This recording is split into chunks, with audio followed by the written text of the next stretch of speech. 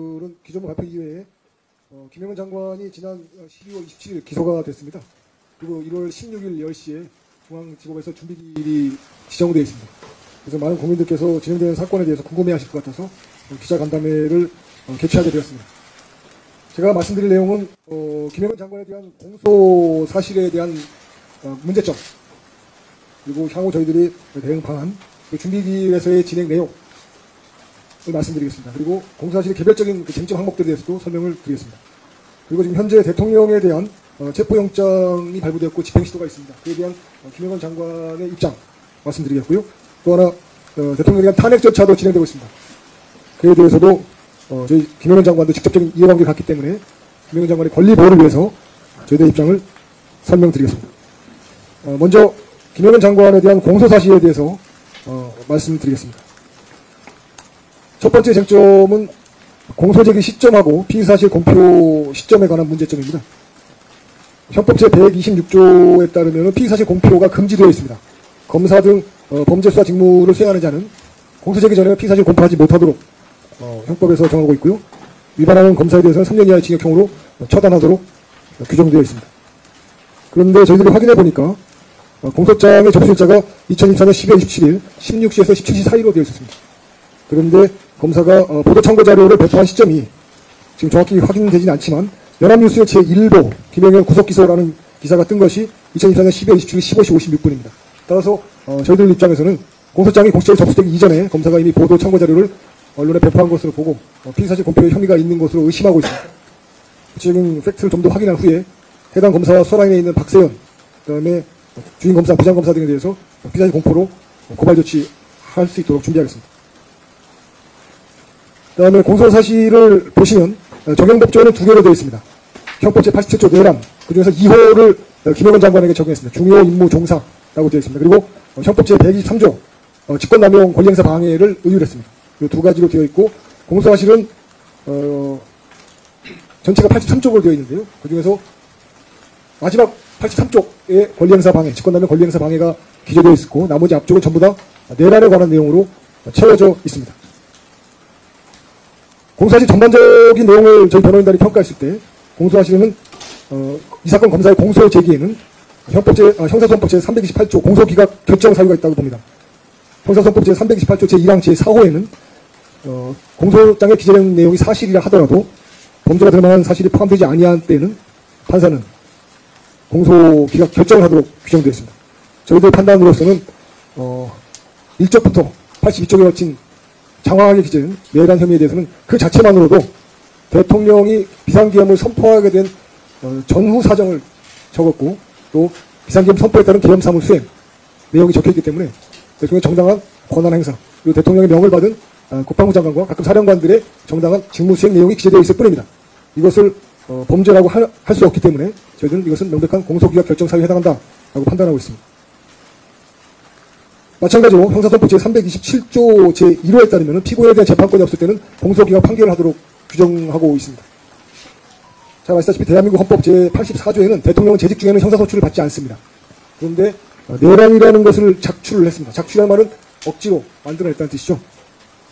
대통령이 내란 혐의를 작출해서 공소사실을 만들었습니다. 결국은 내란죄가 성립할 수가 없기 때문에 공소가 제기된 법원은 대통령과 공범으로 되어 있는 피고인 김영은 장관에 대해서는 재판권이 없는 때에 해당한다라고 판단하고 있고, 이 내용을 저희 변론 과정에서 주장하겠습니다.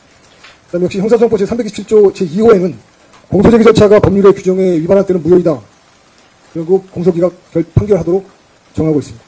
저희는 공소제기 절차가 위법 무효다라고 판단하고 있습니다. 세 가지 사유가 있습니다. 수사 개시 자체가 적법하지 않다. 수사라는 것은 검사 또는 사법경찰관이 국가형벌권의 한 내용으로서 어떤 사건에 대한 실체를 규명하는 그 절차를 말하는데요. 수사개시 자체가 특정 정치 세력, 구체적으로는 더불어민주당의 내란 진상조사위원회라고 판단이 됩니다. 그 조직과 그 세력에 의해서 주도됐고 그 명을 받아서 청탁, 하명 형식으로 수사가 개시됐다고 판단하고 있습니다. 이것은 명백한 불법입니다. 국가공권력은 공공자원입니다. 국민들 모두가 법률에 의해서 위탁된 권력입니다. 그런 권력을 행사하기 위해서는 적법 절차, 듀 프로세스에 의해야 되는데 특정한 정당의 특정한 조직, 임의 조직에 의해서 수사가 이루어졌다. 이것은 그 자체로 공과 공권력을 남용한 것이고요. 이 수사 개시에 관여한 세력들은 또 역시 불법을 저지른 것 같습니다. 이것이 첫 번째 공소제기 절차가 위법 무효인 사유에 해당합니다. 두 번째는 수사 방향, 증거 수집, 그리고 신병 확보 대상자, 강제 수사의 범위 등 모두 진상조사위원회의 구체적인 지침을 받아서 이루어진 것으로 판단됩니다. 김영현 장관의 신문 때에도 직접 진상조사위원회에서 생산된 문건을 제시하면서 신문이 이루어졌습니다. 청탁수사를 방지하기 위해서 국가 공권력의 중요 작용 중 하나인 수사가 개인에 의해서 부당하게 악용되는 걸 막기 위해서 어떠한 경우에도 반드시 고발, 고소 또는 진정으로 접수해서 처리하도록 되어 있습니다. 정상적인 절차라면 더불어민주당에서 진상조사위원회가 설치되었다면 그 이미 조직 명의로 고소 고발이 이루어지거나 또 진정이 접수가 되고 먼저 그 고소 고발 진정을 제기한 자에 대한 조사가 이루어져야 됩니다. 그리고 그들이 제출하는 증거의 내용을 확인하고 그 증명력을 판단해야 됩니다. 그 다음에 수사가 하는 것이 원칙입니다. 그것이 대한민국 수사의 기본 원칙인데 그런 절차 없이 진상조사위원회에서 생산한 문건을 그대로 수사 자료를 삼아서 우리 김영현 장관을 신문하는 것은 이 사건 수사 절차가 형사법 제327조 제2호 공소제기 절차가 위법 무효인 사유에 해당함을 여실히 증명하고 있습니다. 그리고 지금 공소사실의 구성 자체도 결국 더불어민주당과 그 진상조사위원회에서 원하는 결론을 기재한 것으로 판단하고 있습니다. 앞뒤 모순되는 내용이 많이 있습니다. 아까 기조문에서 나온 것처럼 검사 스스로 군 병력이 이동할 때는 실탄이 휴대하지 않았다라고 적고 있습니다. 그럼에도 불구하고 대통령이 사령관에게 직접 전화를 해서 총을 쏴서라도 끌어내라 라는 지시를 했다는 앞뒤 맞지 않는 모순적인 공소사실을 기재하고 있습니다. 이것은 그러한 결과를 원하는 세력이나 조직에 부응하기 위한 그런 공소제기라고 판단하고 있습니다. 다시 한번 말씀드리겠습니다. 수사권과 기소권은 국가의 공권력 중에서 가장 중요한 권력 중의 하나입니다. 공권력의 행사는 수사권과 기소권의 행사는 헌법과 법률에 터잡아서 공평하고 또 정의롭게 형평에 맞게 이루어져야 됩니다. 그러나 저희들은 이 공소장을 여러 번 읽어보면서 느낀 점은 특정한 정치 세력이 또는 특정한 정치 집단이 대통령을 정치적으로 핍박하고 축출하려는 방편으로 검찰의 수사권과 기소권을 악용한 그런 사례라고 판단하고 있습니다. 이 자체가 대통령, 대한민국 헌법의 최고의 그 국가기관 중에 하나가 대통령입니다. 대통령의 권한 행사를 무력화시키려는 국헌문란 사건이라고 판단하고 있습니다. 공소사실의 구성을 다시 한번 말씀드리면 첫 번째가 내란인데요. 내란은 아까 1쪽부터 82쪽까지 그리고 직권남용 권리행사 방해가 83쪽 마지막 한쪽으로 되어 있습니다. 내란죄의 구성 내용은 대통령의 계엄을 선포하기까지의 과정을 쭉 서술하고 있고 그것을 내란 모의라고 제목을 붙였습니다. 그 다음에 대통령 계엄 선포 이후에 계엄 사무를 수행한 내용을 폭동이라고 기재하고 있습니다. 먼저 직권남용 권리행사 방해죄에 관해서 설명을 드리도록 하겠습니다. 내란죄는 워낙 터무니없는 범죄라서 이걸 설명을 듣고 이해하시면 내란죄가 왜 터무니없는 공소제기인지 이해하실 수가 있을 겁니다. 직권남용이라는 것은 공무원이 직무상의 권한을 행사한 것을 두고 형사처벌하겠다는 규정입니다. 이 규정은 매우 조심스럽게 적용되지 않으면 공무원이 직무상 행위가 사후에 어떠한 사정으로 해서 처벌받게 되는 결과를 초래하게 됩니다. 예를 들자면 이번에 서부지법의 판사들이 대통령에 대한 영장을 발부했습니다. 이거 직무상의 행위라고 볼 수 있겠죠. 그러나 그런 직무상의 행위가 직권남용으로 의율되면 판사들의 영장 발부행위, 또 영장 기각행위, 또 유죄선고행위, 무죄선고행위가 전부 다 범죄행위로 처벌될 수 있습니다. 그런 결과를 판사들이 원하지 않을 거죠. 더군다나 검사가 이 사건 공소제기도 역시 직무상의 권한이라고 주장하겠지만 직권남용으로 처벌받을 수 있습니다. 그렇기 때문에 대법원에서는 직권남용의 처벌 범위를 엄격하게 제한하고 있습니다. 그래야 공무원들이 마음 놓고 직무상 권한 행사에서 일을 할 수 있기 때문입니다. 매우 중요한 원칙입니다. 지금 근데 이 원칙을 더불어민주당의 진상조사단에 의해서 주도된 수사 절차 그리고 공소제기 절차에 의해서 완벽하게 무너졌습니다. 모든 공무원들의 권한 행사가 이렇게 다 처벌된다면 앞으로 정권이 바뀔 때마다 또는 장관이 바뀔 때마다 공무원들의 권한 행사는 다 처벌받을 수밖에 없습니다. 매우 심각한 문제가 아닐 수 없고요. 법치주의를 살리기 위해서 그리고 법적 안정성을 유지하기 위해서 이번 공소사실은 반드시 공소기각으로 정리가 되어야 된다는 것이 저희들 주장입니다. 직권남용 권리행사 방해에 관한 대법원의 기본 입장은 간단히 좀 읽어드리겠습니다. 한번 들어보시면 이해하실 수 있을 겁니다. 형법 제123조 직권남용 권리행사 방해죄에서 직권의 남용이란 공무원이 일반적 직무권한에 속하는 사항을 불법하게 행사하는 것, 즉 형식적 외형적으로는 직무의 집행을 보이나 그 실질은 권한 이외의 행위를 하는 경우다라고 되어 있습니다. 매우 예외적이죠. 더군다나 그 직무를 수행하는 과정에서 위법성이 나타날 수도 있는데요. 그 위법성의 정도가 구별됩니다. 불법 행위 책임을 지는 경우에 그칠 수도 있고요. 또 징계 책임을 지는 경우에 그칠 수도 있습니다. 그리고 더 나아가서 직권남용으로 형사처벌의 책임을 지는 경우도 있습니다. 그렇기 때문에 직권남용에 해당하는 여부는 매우 엄격하게 봐야 된다는 것이 대법원의 기본적인 입장입니다. 그다음 두 번째로 직권남용이 성립하기 위한 요건은 의무 없는 일을 하게 하는 경우에 해당합니다. 그런데 이 사건 공소시에서 검사는 대통령은 대한민국 최고 국군 통수권자입니다. 그리고 최고 군령권자입니다. 군령이라는 것은 잘 아시다시피 군대에 대한 작전에 관한 명령권을 말합니다. 평소 군대 유지, 병력의 모집, 그것도 병력의 해산을 요구하는 것은 이제 군정에 속하죠. 대통령은 국군의 총사령관이자 최고의 군령권자입니다. 대통령의 군령권과 그 군령권을 위임받은 국방부 장관이 군대를 이동시키고 배치하고 작전을 수행한 것, 이것이 직권남용이라고 한다는 것은 있을 수 없는 일입니다. 가장 중요한 이유가 대한민국 국군은 군령권자의 명령에 따르게 되어 있습니다. 대통령의 명령에 따라야 되고요. 또 국방부 장관의 명령에 따라야 됩니다. 의무가 따라야 할, 복종할 의무가 있습니다. 그렇기 때문에 계엄 선포에 따른 계엄 사무 수행 과정에서 대통령, 국방부 장관의 명령에 따라서 움직인 군인들, 그 사람들이 의무 없는 일을 한 것이 아니기 때문에 직권남용을 성립할 수 없습니다. 또 한 가지, 검사는 선관위나 국회에 대한 질서유지 조치 또는 선관위의 서버에 대한 국민 감시권 회복 조치를 권리행사 방해라고 주장을 하고 있으나 계엄법에 따르면은 행정작용에 대한, 즉 선거관리는 행정작용에 속합니다. 행정작용에 대한 국가 권능은 계엄령에 의해서 지휘감독을 받게 되었습니다. 실질적인 어떤 압수수색 조치가 대물처분이 이루어진 적은 없습니다. 압수라는 것은 어떤 소유권을 박탈하는 대물처분을 말하는데 이 사건에서는 그런 대물처분이 이루어지지 않았습니다. 따라서 직권남용 권리행사 방해가 성립할 여지가 전혀 없습니다. 그리고 포고령 1호는 저희들은 여전히 유효하다고 보고 있습니다. 유효하고 적법한 포고령이기 때문에 포고령 위반자들에 대해서는 계속 고발 조치를 해나갈 생각이고요. 포고령 1호에 따르면 정치행위를 금지한다고 되어 있습니다. 정치행위를 금지하는 이유는 대통령이 국민에게 드리는 말씀에서 나타나 있듯이 정치 세력이 국회를 숙주 삼아서 국회의 권능을 악용하고 있기 때문에 국회의 기능을 정상화하자라는 취지였습니다. 계엄으로써 국회의 권능을 억압하고자 한 적은 단 한 번도 없었습니다. 그럼에도 불구하고 정치활동을 금지를 국회에 대한 억압활동으로 둔갑을 시켜서 공소를 제기하고 있습니다. 명백히 잘못된 공소 제기입니다. 직권남용 권리행사 방해죄가 성립할 여지가 없기 때문에 직권남용 권리행사 방해죄가 성립할 수 없는 이유 다시 한번 설명을 드리면 적법한 직무 권한을 행사했습니다. 직무의 외피를 띠고 다른 권한 이외의 행위를 한 적이 없습니다. 두 번째, 의무 없는 일을 하게 한 적이 없습니다. 첫째, 사령관들, 각급 대한민국 국군은 군령권에 따라서 대통령과 국방부 장관의 명령을 따라야 할 의무가 있습니다. 의무 없는 일을 시킨 적이 없고요. 그 다음에 선관위나 국회 질서 유지, 계엄사령부의 질서 유지와 선관위에 대한 통제 권한에 복종할 의무가 있습니다.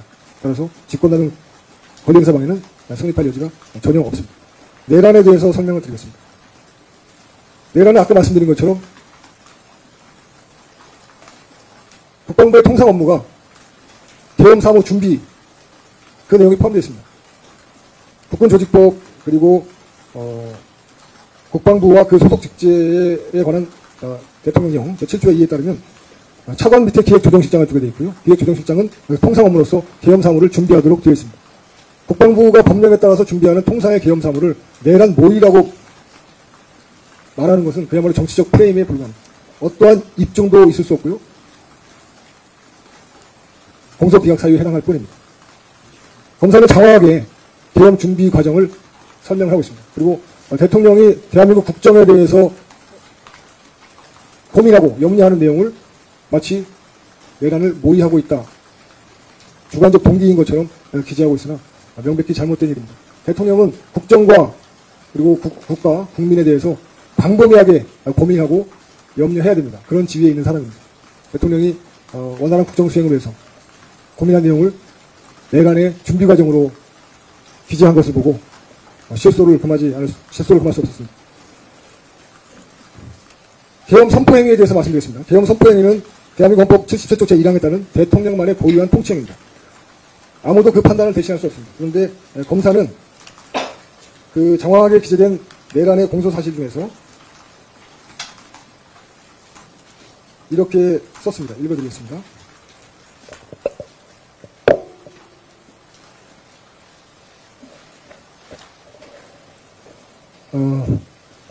그러나 위와 같은 사정들은 헌법상 계엄을 선포할 수 있는 요건인 전시, 사변 또는 이에 준하는 국가 비상사태, 병력으로서 공공의 안녕 질서를 유지할 필요가 있는 경우에 해당하지 않는다. 또 사회 질서가 극도로 교란되어 행정 및 사법의 기능의 수행이 현저히 곤란한 경우, 군사상 필요에 따르거나 공공의 안녕 질서를 유지하기 위한 경우에도 해당되지 않는다라고 판단했습니다. 이 판단을 검사가 할 수 없습니다. 국민 여러분들은 이 점을 명확하게 인식하셔야 됩니다. 검사가 대통령의 판단을 대신할 수 없습니다. 대통령은 국민으로부터 직접 선출되었기 때문에 국민을 상대로 직접 정치적 책임을 지면서 비상계엄 선포 요건에 해당하는지 여부를 스스로 판단하는 겁니다. 검사가 사후에 요건에 해당하지 않는다. 따라서 계엄이 선포가 위법 무효다. 이렇게 판단할 수 없습니다. 이것은 삼권 분립 원칙을 무너뜨린 겁니다. 검사가 대통령의 통치행위에 개입하는 경우, 판사가 대통령의 통치행위에 개입하는 결과를 초래하게 됩니다. 권력이 바뀌거나 대통령이 바뀌면 그러면 판사들과 검사들도 다 바꿔야 됩니다. 왜냐하면 특정한 정치 행위에 공조했기 때문에 그렇습니다. 정치적 책임을 지고 다 물러나야 됩니다. 그것이 기본 원칙입니다. 그러나 대한민국 헌법은 그런 원칙을 배제하고 있습니다. 그렇게 하지 마라. 법원과 검찰은 정치적 중립을 유지하라. 정치적 사건에 개입하지 마라. 그래야 안정적인 직업법관, 안정적인 직업검사제도가 유지가 될 수 있고 법치주의가 유지가 될 수 있고 법적 안정성이 유지가 될 수 있습니다. 그렇지 않으면 권력이 바뀔 때마다, 대통령이 바뀔 때마다 모든 법원의 판단, 모든 검사의 기소가 다 뒤집히게 됩니다. 법적 안정성이 유지가 될 수 없죠. 대한민국의 근간인 법질서가 유지될 수 없고 법치주의가 유지가 될 수 없습니다. 따라서 검사가 일개 검사에 불과한 자가 대통령의 고유한 통치권에 해당하는 계엄 선포 요건을 판단하면서 해당하지 않는다라고 선언하는 것은 검사가 정치행위를 하고 있다는 걸 증명합니다. 검사의 정치행위는 어디서 오느냐? 더불어민주당의 진상조사단에서부터 유래하는 것입니다. 계엄 선포 요건이 적법하지 않다는 이 검사의 판단, 요 하나로 모든 공소사실이 유지되고 있습니다. 이 전제만 깨지면 검사의 공소사실은 모래성같이 무너지고 말 것입니다. 그러나 검사는 왜 대통령의 고유한 통치권 영역에 속하는 계엄 선포 요건을 검사가 대신 판단해야 되는지, 왜 검사의 판단이 옳은지 그래서 말할 수도 없고 입증할 수도 없습니다. 모든 국민들이 각각 대통령의 계엄 선포에 대해서 평가할 수 있습니다. 자기 의견을 가질 수 있습니다. 그러나 대통령의 판단을 가름할 수는 없습니다. 그 원리를 이해하지 못하고 검사가 공소를 제기했습니다. 심각한 문제가 아닐 수 없습니다. 정치행위에 개입하는 검사와 판사들의 모습은 지금도 많이 보고 있죠. 계엄 선포의 요건에 해당하지 않아서 내란에 해당한다. 따라서 대통령도 체포를 받아야 된다라고 해서 판사들이 체포영장을 함부로 발부해주고 있습니다. 이런 행위는 김영현 장관의 재판 절차에도 영향을 줄 것이 확실하기 때문에 저희들은 대통령에 대한 불법적 체포영장 발부에 대해서도 강력히 규탄하고 싸워 나가도록 하겠습니다. 검사의 공소사실 중에서 1쪽부터 82쪽에 이른 내란 공소사실 중에서 16쪽에 표시된 계엄 선포 요건에 해당하지 않는다. 이 부분을 빼면 나머지 내용은 모두 적법한 계엄 준비 과정, 계엄 선포 과정, 그리고 계엄 사무 수행 과정에 불과할 뿐입니다. 검사의 공소사실은 참으로 황당하고 어이없는 것입니다. 검사의 본분과 직분을 잊은 정치행위에 불과합니다.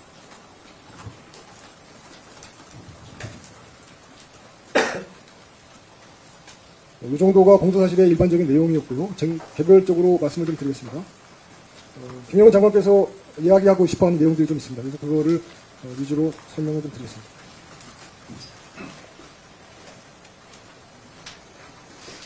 검사 공소사실을 보시면 알겠지만요. 검사는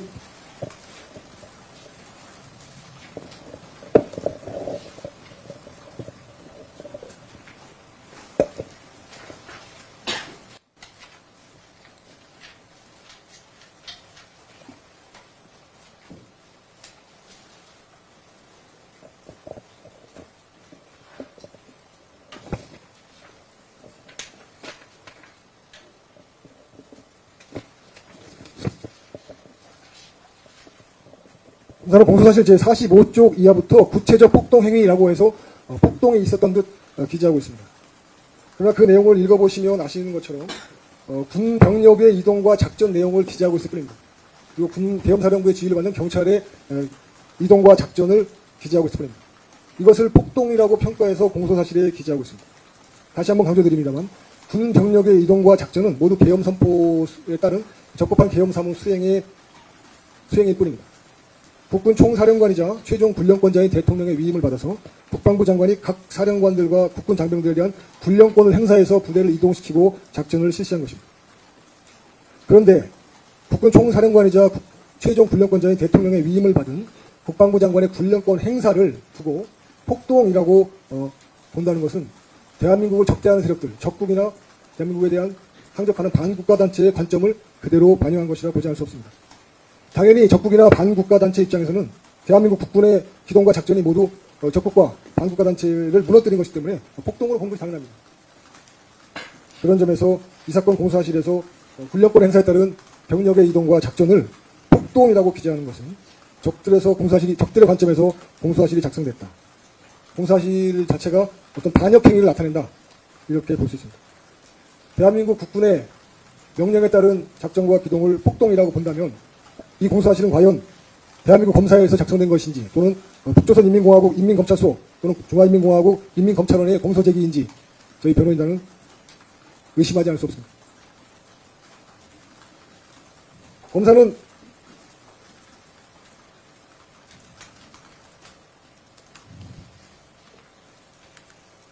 구체적 폭동행위의 한 내용으로서 경찰에 의한 국회 봉쇄가 있었다고 주장을 합니다. 봉쇄라는 말은 여러분들이 잘 아시다시피 영어로 실다운이죠. 딱 밀봉을 해서 일체 출입을 통제하는 그런 작용을 말할 수 있습니다. 국회의 외곽 울타리, 내부와 외부에 대한 완벽한 통제를 의미합니다. 그러기 위해서는 울타리 전체를 둘러싸기 위한 병력이 동원돼야 되는데 12월 3일 날 동원된 병력의 규모는 현저히 부족한 병력이었습니다. 그때 동원된 병력의 10배, 100배 정도 있어야 봉쇄가 가능합니다. 검사는 봉쇄라는 개념도 이해하지 못한 채 국회에 대한 질서 유지 활동을 했던 경찰과 군의 계엄사무 수행을 봉쇄라는 표현을 써서 국민들을 호도하고 있습니다. 검사의 이러한 공소사실을 받아서 언론들이 계속 확대 재생산하고 있기 때문에 대통령의 고유한 계엄선포권 그리고 그에 따른 계엄사무 수행이 마치 내란에 해당하는 것처럼 현혹되고 있는 일이 벌어지고 있습니다. 심각한 우려를 표시하고요. 법정에서는 이 내용들을 하나씩 다 다퉈서 반드시 공소 기각 받아내도록 하겠습니다. 그 다음에 검사의 공소장에 보면은 별도의 입법기구를 설치한다는 말이 나옵니다. 이것은 그 대통령이 행할 수 있는 긴급 명령권을 이해하지 못하고 잘못 기재한 내용으로 판단이 됩니다. 대통령은 헌법에 따라서 필요한 경우에 법률과 동일한 효력을 갖는 긴급 명령권을 갖습니다. 비상계엄 하에서 필요한 경우에 검토되었던 대통령의 비상입법권, 긴급조치권에 대한 내용들을 이해하지 못한 채 검사가 입법기구를 새로 설치한다. 이렇게 사실을 왜곡하고 있습니다. 거듭 말씀드리지만 대통령의 이번 계엄 그리고 김영은 장관이 수행한 이번 계엄 사무는 포고령에서 나타난 것처럼 정치활동을 통제하기, 제한하기 위한 것이었습니다.